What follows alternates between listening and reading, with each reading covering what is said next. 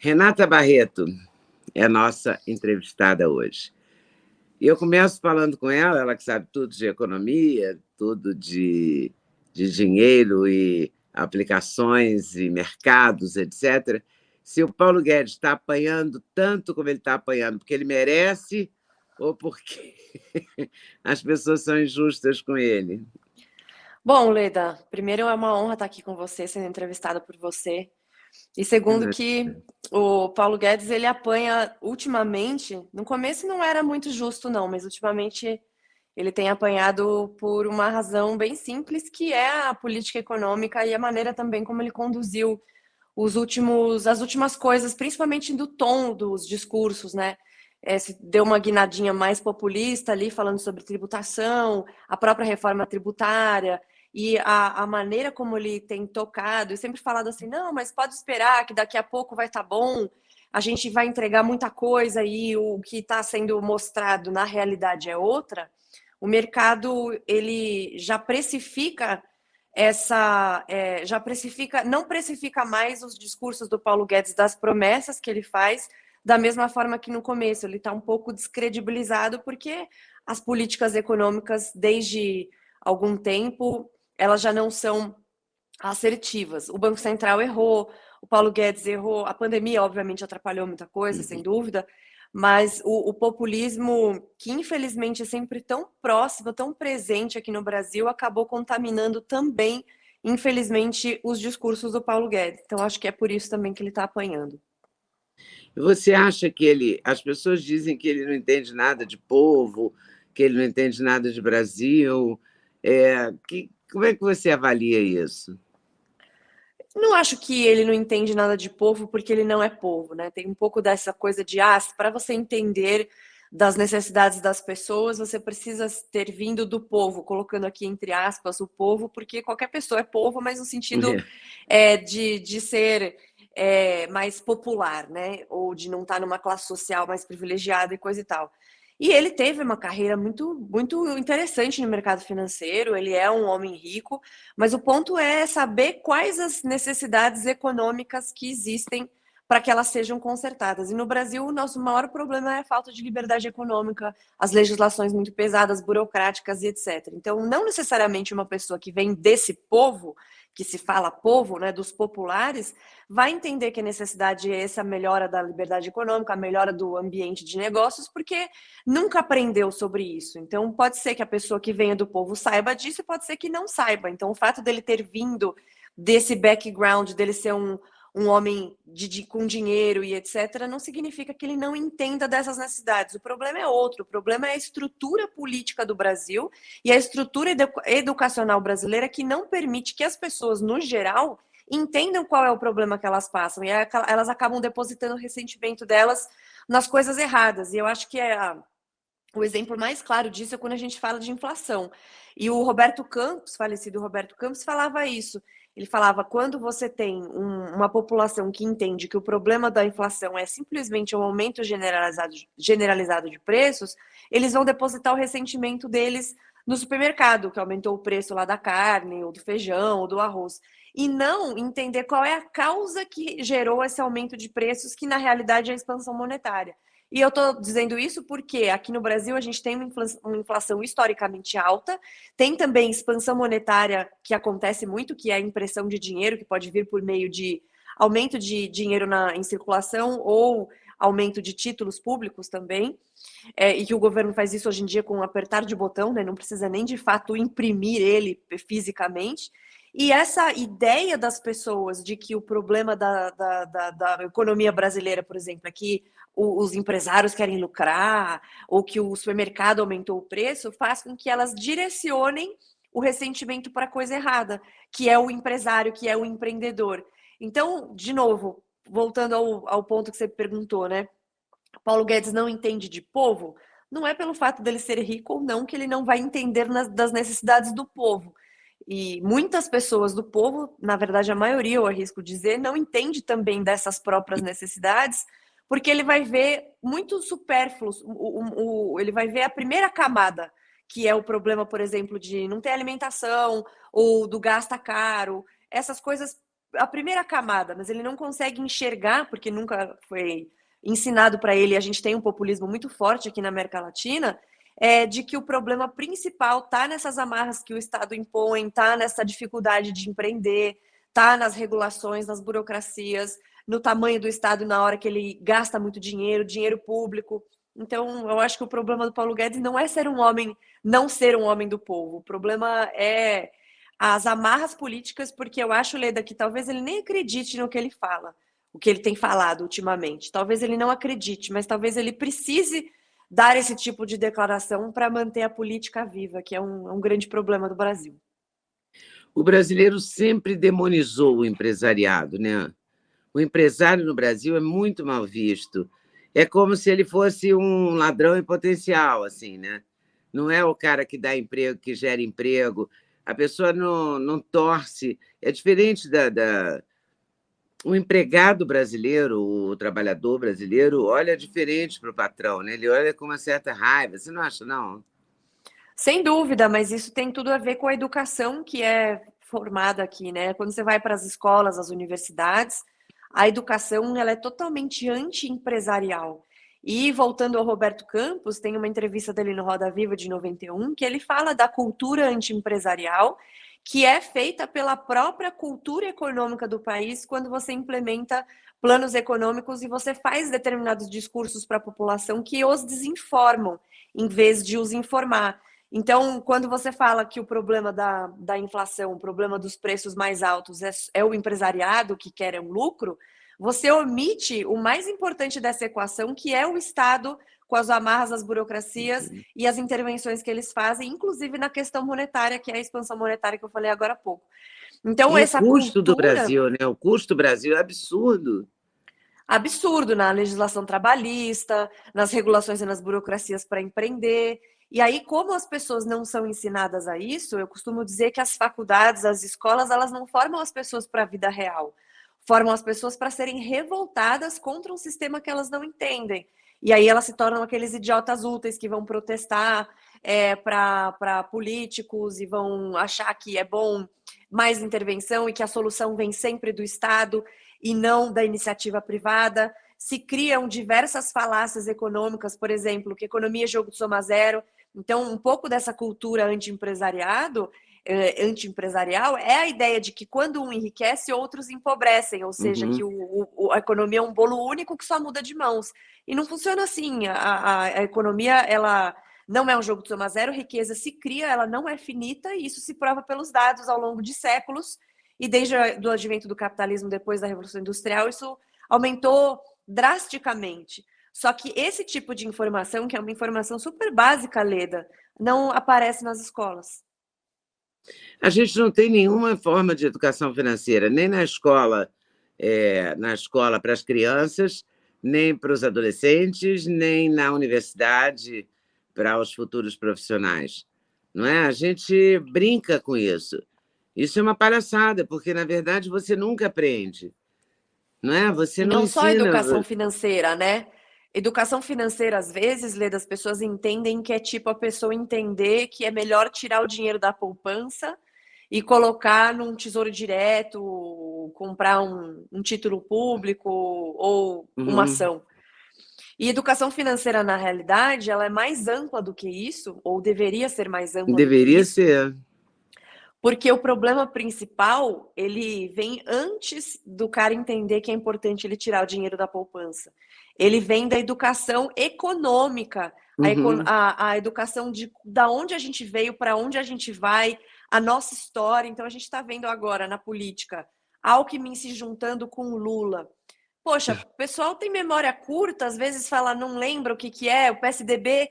A vida inteira o pessoal votava no PSDB achando que era um partido de direita somente porque ele estava contra o PT. E o PSDB é um partido social-democrata, de esquerda mais light do que o PT, mas de esquerda. Então, essa falta de noção histórica, econômica, política, ela impacta na educação financeira no final das contas. Porque se ele não entende o mais importante, que é economia não é jogo de soma zero, eu empreender quer dizer que eu vou gerar emprego e isso movimenta a economia ao meu redor, eu enriquecer não empobrece outras pessoas, ou seja, se a pessoa acha que isso acontece, que economia é jogo de soma zero, ela fica com uma crença limitante em relação ao dinheiro e à riqueza, e isso impede ela, consciente e inconscientemente, de prosperar também. Então, muito mais importante do que falar somente da educação financeira básica, que é o que é o fundo imobiliário, o que é o mercado de capitais, o que é uma ação e etc., é voltar alguns passos atrás e falar sobre história econômica e essa ideia toda do que de fato é o mercado de capitais. Sim, E um mas quando eu falo exemplo. em educação financeira, acho que eu me expressei mal. Eu falo numa coisa mais ampla mesmo. Sim, eu Porque, na entendi que você verdade, quis dizer, você quis a dizer gente isso. só vai mexer no mercado e tal, quando já tem uma certa maturidade financeira.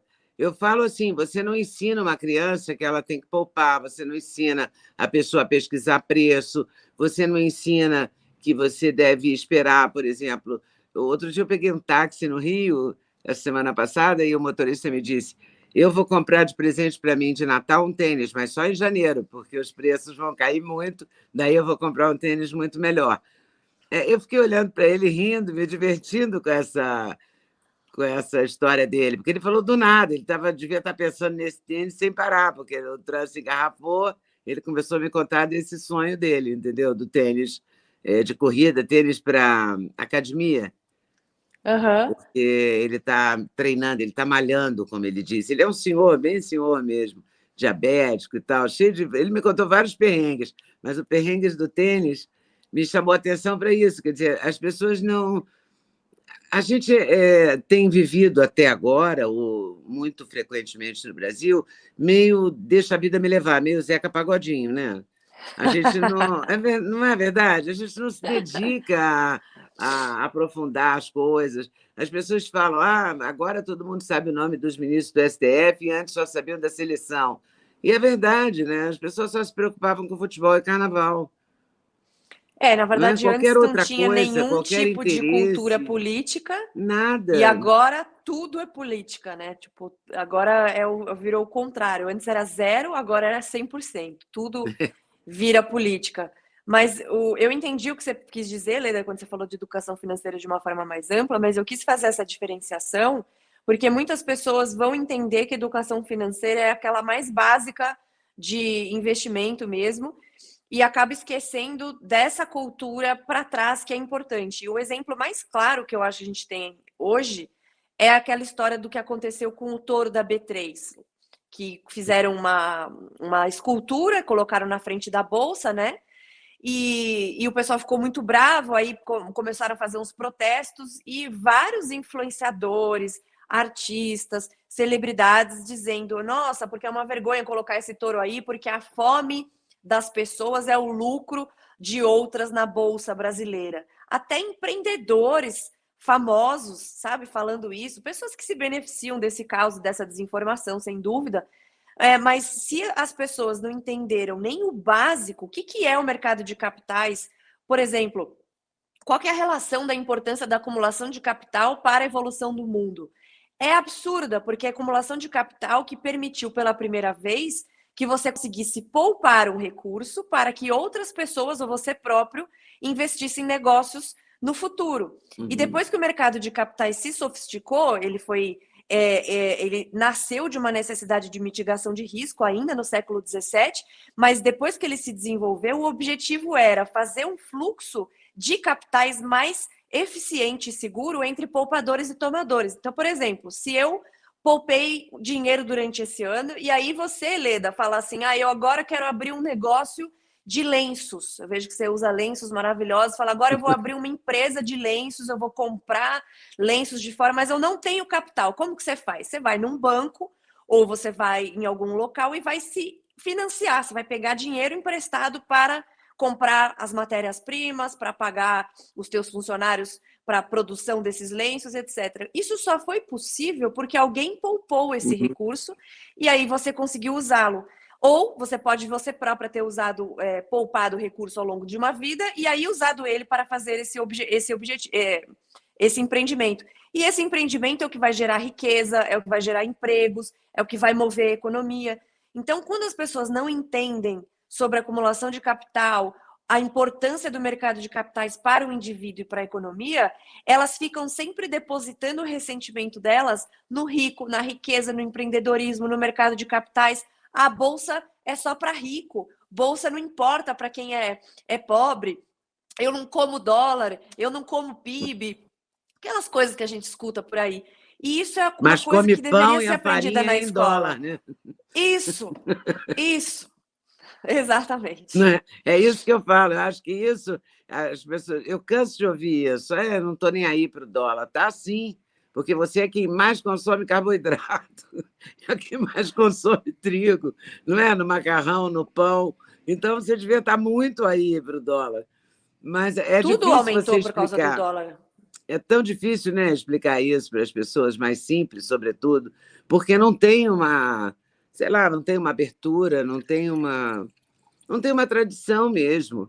Então, não sei onde é que como é que a gente vai começar isso? Você acha que a gente vai começar isso um dia? Então, Leda, eu sempre falo muito do papel importante que as grandes empresas têm no Brasil, que podem ser feitas por uma coisa boa ou por uma coisa ruim.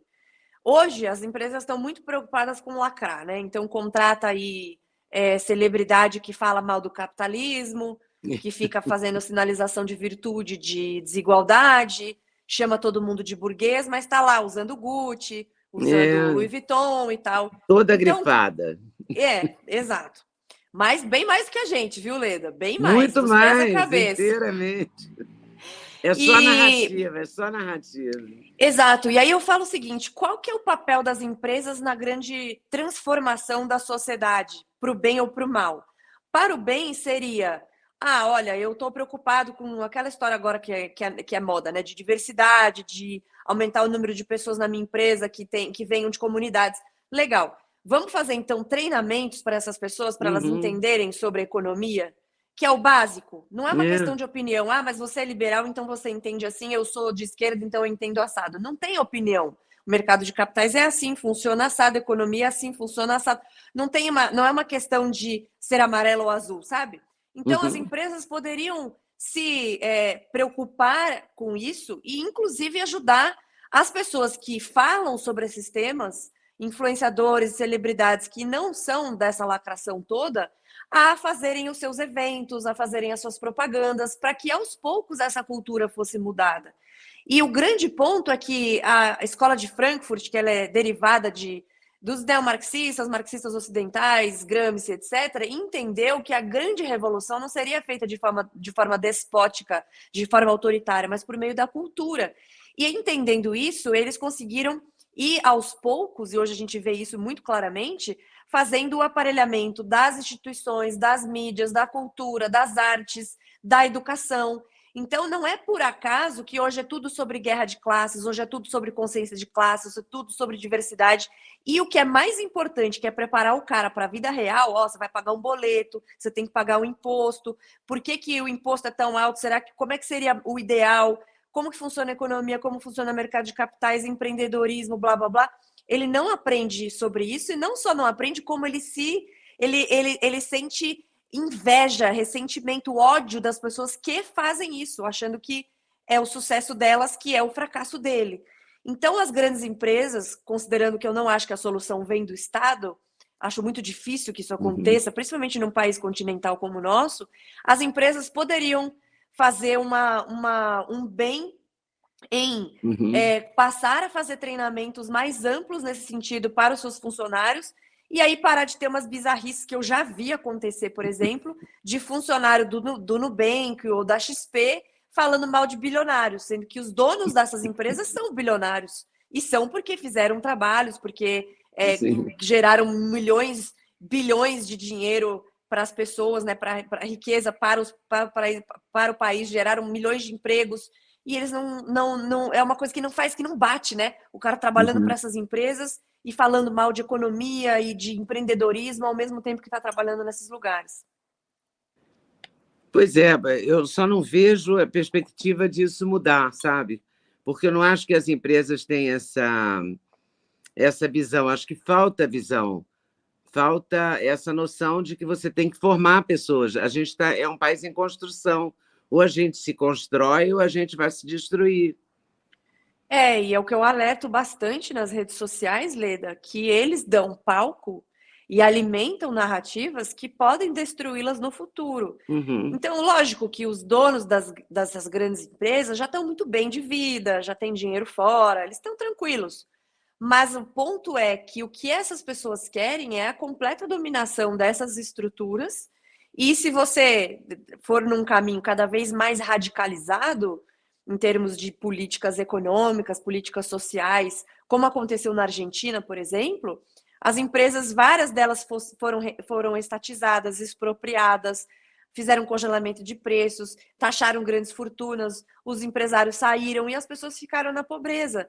Ou o que aconteceu na Venezuela, de uma forma mais ampla ainda e mais drástica ainda. Mas nem precisa chegar na Venezuela para ser um desastre. E agora, você até falou do Chile, né? Do mais Chile, cedo. agora chegou a vez do Chile. Eu acho que vai ser um bom exemplo, Leda, porque o Chile, ele é a economia mais desenvolvida da América Latina por causa do liberalismo. Tem o PIB per capita mais do que o dobro do Brasil. O PIB per capita do Brasil é perto de 7 mil dólares e o deles hoje é de 23 mil, 24 mil dólares. Então, é quase 3 vezes, né, o PIB per capita do Chile em relação ao do Brasil.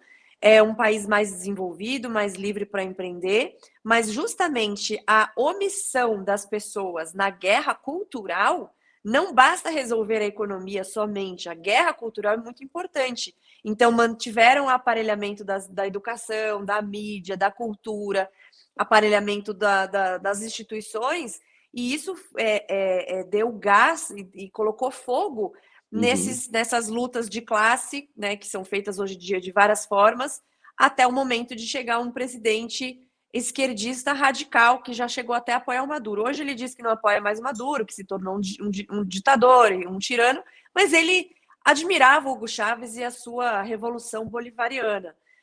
É um cara que tem pensamentos socialistas no sentido de aumentar o tamanho do Estado enormemente e outras medidas diversas. Ele vai representar e acho que vai ser o Foro um espelho. de São Paulo, né?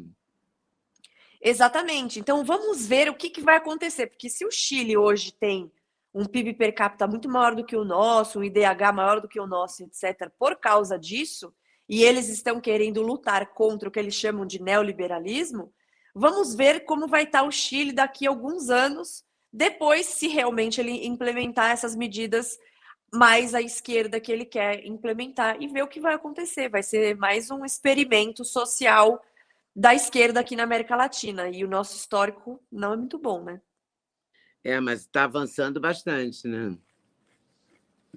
Sim, infelizmente, Leda. Eu não sei o que você acha do ano que vem, mas eu estou bem perdida do que vai acontecer no ano que vem. Eu estou com muito medo realmente do ano não que sei. vem, porque eu não sei o que vai acontecer com a gente, né? Também não sei, por isso que Até eu compro porque dólar as e Bitcoin. misturas... Quer dizer, quando você vê as falas do Alckmin antes dele querer ser vice do Lula, e você vê agora a união deles, é no mínimo chocante, né? Porque as pessoas não mudam de ideia assim, né? Não é normal. Mas aí que tá, isso, né, Leda? Tudo vale pelo poder para essas pessoas.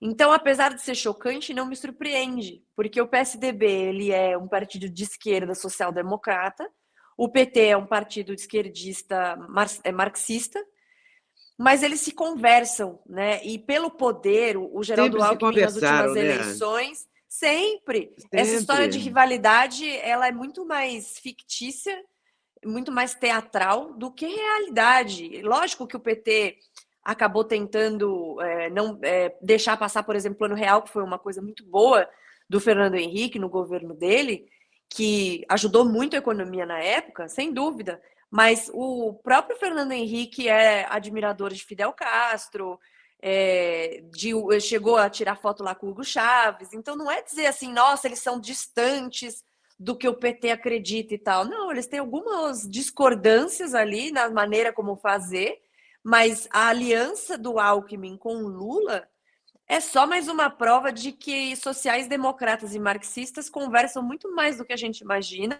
e que eles estão dispostos a fazer qualquer coisa que for necessária pelo poder. E o Alckmin, Uhum. na eleição de 2018, ele teve um resultado muito pífio, né? Então Nossa, eu acho que ele está é uma humilhação, né, Leda? Uma eu humilhação isso. acho, eu não consigo entender o que ele acrescenta a essa candidatura do Lula. Eu não consegui ver ainda esse acrescentar aí do Não, Alckmin. o vídeo que eu vi do jantar, do almoço, sei lá, que eles fizeram ontem, Foi o que jantar. foram jantar, né? Advogados contra a Lava Jato, já começa errado aí, né? E esses políticos aí tinha Paulinho da Força, um pessoal do PSDB. Agora o Alckmin saiu do PSDB, tá vendo se ele vai para o PSB, ou sei lá para qual. Os políticos lá, Haddad, políticos do PT. Então, assim, na realidade, e eu acho que é bom e é bem importante as pessoas verem essas alianças acontecendo, porque, como eu falei no começo da live, as pessoas até pouco tempo atrás, muito pouco, achavam que o PSDB era direita simplesmente por estar sempre se opondo nas Uhum. eleições ao PT. E a gente nunca teve um partido de direita no Brasil, um partido conservador, e nem um partido liberal de fato. Agora a gente tem um novo, mas mesmo novo tem alas progressistas, É. alas de vários tipos ali, A gente não de nunca fato foi bom de liberais partido clássicos. aqui, né? A gente não tem partido Não, definido aqui. não, o povo consegue se estragar, impressionante. E aí E agora eu acho e que o Fernando ficou Henrique claro conseguiu fazer isso. o real porque o Itamar bancou isso. Né? O presidente Itamar Você viveu bancou bem isso, né, Leda? o Fernando Henrique com o real, né? Sim, e a equipe que ele juntou era uma equipe extraordinária e o mentor principal era o Gustavo Franco, né, que tem uma raiz bastante liberal no sentido econômico, pelo menos. Agora, o ponto isso pelo menos escancarou, por um lado é positivo, escancarou que os políticos, de forma geral, claro que existem exceções, mas os políticos, de forma geral, eles não estão interessados de verdade naquilo que eles falam, nos discursos, em melhorar a vida da população. Eles querem se manter no poder a qualquer custo. O Geraldo Alckmin já é avô, já tem sei lá quantos netos, já foi governador 4 vezes. O que ele quer de voltar para a vida política? Voltar, entre aspas, né? Que ele nunca saiu, mas ele saiu meio humilhado da última eleição. E manchar a biografia dele. E não que eu acho que o Geraldo Alckmin fez excelentes governos, não acho mesmo, acho que ele deixou muito a desejar, mas se aliar com o Lula depois de tudo que ele falou contra o PT e contra a corrupção do PT, é realmente impressionante o quanto eles estão dispostos a cavar cada vez um buraco mais fundo. Não tem vergonha, assim, não tem óleo de peroba, como dizia meu avô, que salve.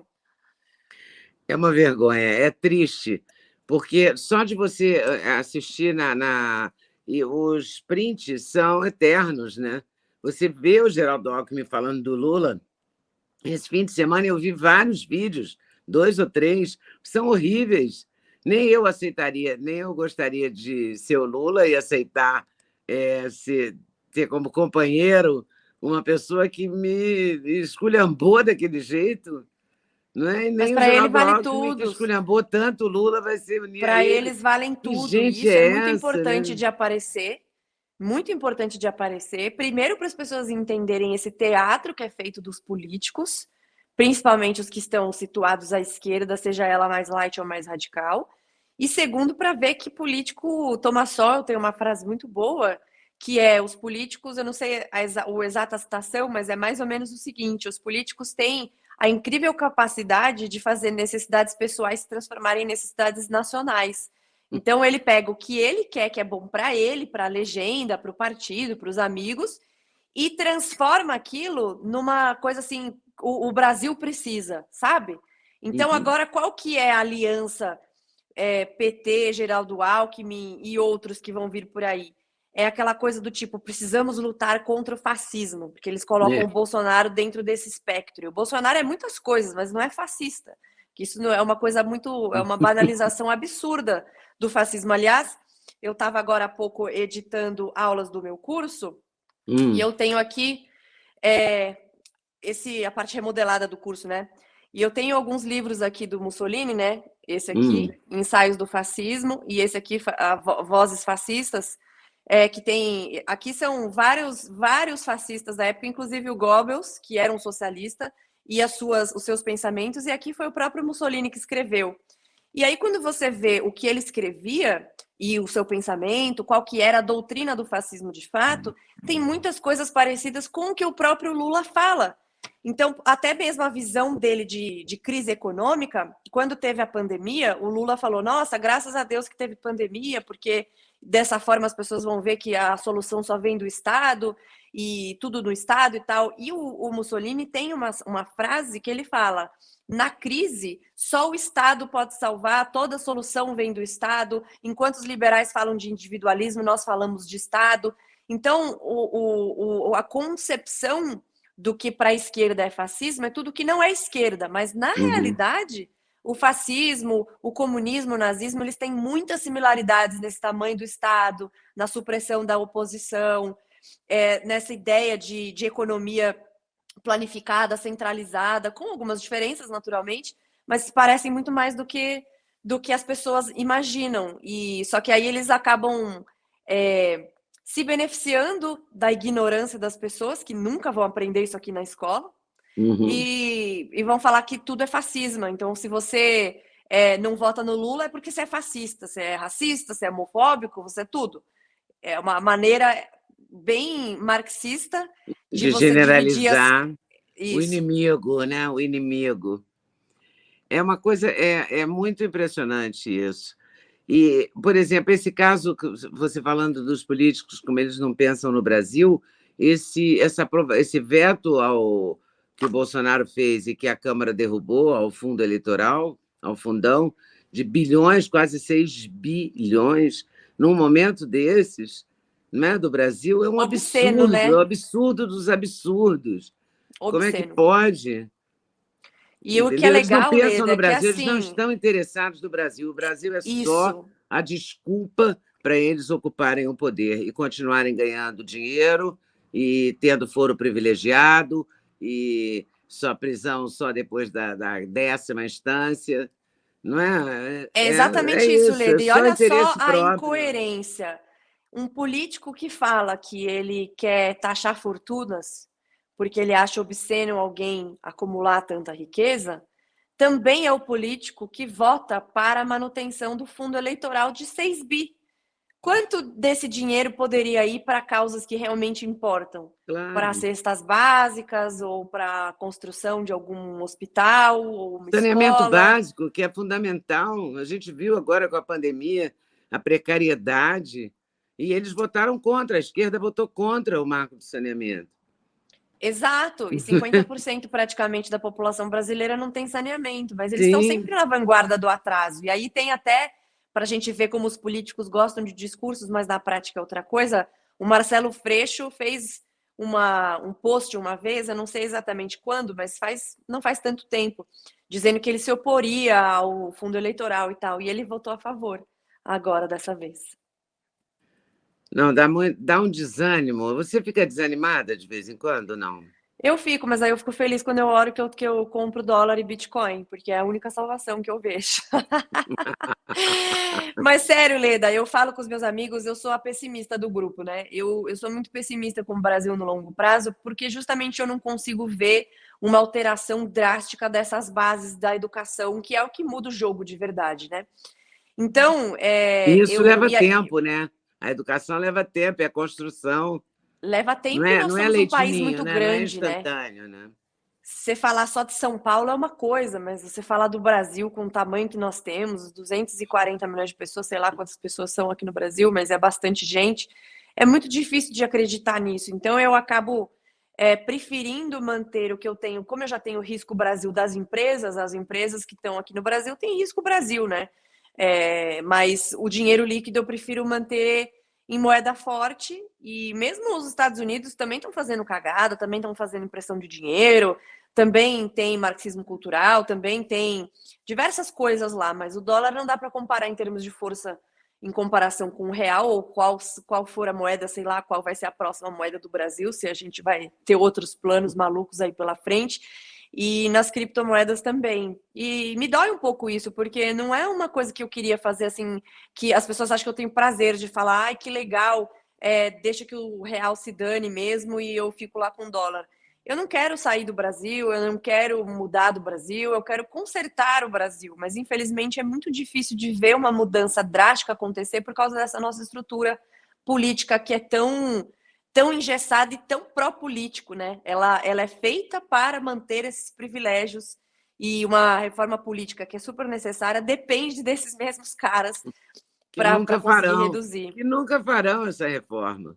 Não é? Se depender deles, ou a gente, em 2022, consegue fazer sei lá, uma frente diferente dessa do que a gente tem, ou a gente vai continuar lascado. Isso é importante, Leda, porque muita gente acha que é só votar no presidente, né? Mas, na realidade, o que muda o jogo é o Congresso e é o Senado.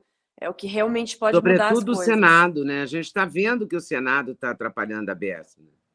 Quer dizer, a Câmara também, mas o Senado está atrapalhando bastante. E vão continuar atrapalhando. Né? A gente tem a oportunidade de votar melhor nos próximos anos. Naturalmente que os candidatos que existem pelo Brasil afora também não são lá essas coisas, mas é importante fazer uma renovação. Você vê políticos de carreira, corruptos de carreira, melhor dizendo, tirando esse, já ajudava bastante.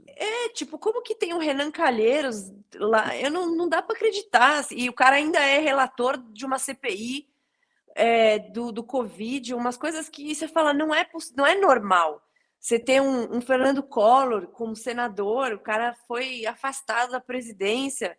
Você ter pessoal lá que teve dinheiro, dólar na cueca. Lembra dessa história, Leda? É tanta história que a gente até esquece. Foram todos absolvidos, né? Tudo foi considerado normal e natural. Meu Deus. O Brasil é fogo. O Brasil não é para amadores mesmo, não. Renata, me conta uma coisa. O que você aconselha, então, a comprar bitcoins? É verdade que Bitcoin vai dar certo? Criptomoeda vai dar certo? Então, na verdade, assim, a tese do Bitcoin, o racional por trás do Bitcoin é muito interessante, que é uma moeda digital criada por meio de uma tecnologia de blockchain, em que você não consegue imprimir, digamos assim, né, à torto à direito. Tem um valor, um número máximo de Bitcoins que é possível de ser minerado. E esse número vai chegar em torno de 2.140, mais ou menos esse é o cálculo que eles fazem. Então é muito difícil você conseguir achar bitcoins novos, né? Minerar bitcoins novos. E como ele é inconfiscável, ele é independente de governos, etc., ele acaba tendo um racional muito interessante para ser uma reserva de valor. Só que ele é relativamente muito novo, embora ele tenha subido muito nos últimos anos, tem muita volatilidade. Então, para quem está começando a se aventurar no mercado de capitais, a investir o próprio dinheiro, tem gente que se empolga quando vê a rentabilidade dos últimos tempos e esquece da volatilidade que é altíssima e às vezes acaba colocando dinheiro que é para uma reserva de emergência ou para um objetivo que o cara tem de curto prazo em criptomoedas, não só em Bitcoin, né? Em outras criptos também. Então, embora eu goste muito do racional e tenha Bitcoin, Ethereum e outras criptomoedas na minha carteira, é importante que as pessoas, primeiro, entendam do que se trata, estudar um pouquinho do que é, o que é o racional, por que o Bitcoin subiu, por que desceu, porque assim, ninguém tem 100% de certeza que o Bitcoin vai ser realmente a reserva de valor do futuro. Ela ainda não se provou no teste do tempo, quando eu digo tempo, realmente um tempo considerável. Mas o racional me leva a crer que seja uma possibilidade, principalmente para fugir de governos tirânicos, desse pessoal que gosta de taxar fortuna, que gosta de taxar coisa, de confiscar dinheiro, como já aconteceu no Brasil e em outros locais. Então, ele me leva a crer que vai ser, sim, uma boa alternativa para o futuro. E outras criptomoedas também por razões diversas. Mas é importante ter parcimônia, porque é uma coisa nova, tem muita volatilidade, ou seja, tem muito risco, tem que ir devagarzinho. O dólar seria uma opção. Hoje o dólar chegou a 5,74 hoje, que a gente está aqui gravando essa entrevista. Será que vale a pena investir mesmo em dólar? Vale, né? Porque então, eu já invisto em dólar já há muitos anos. Ele sempre será o dólar, né?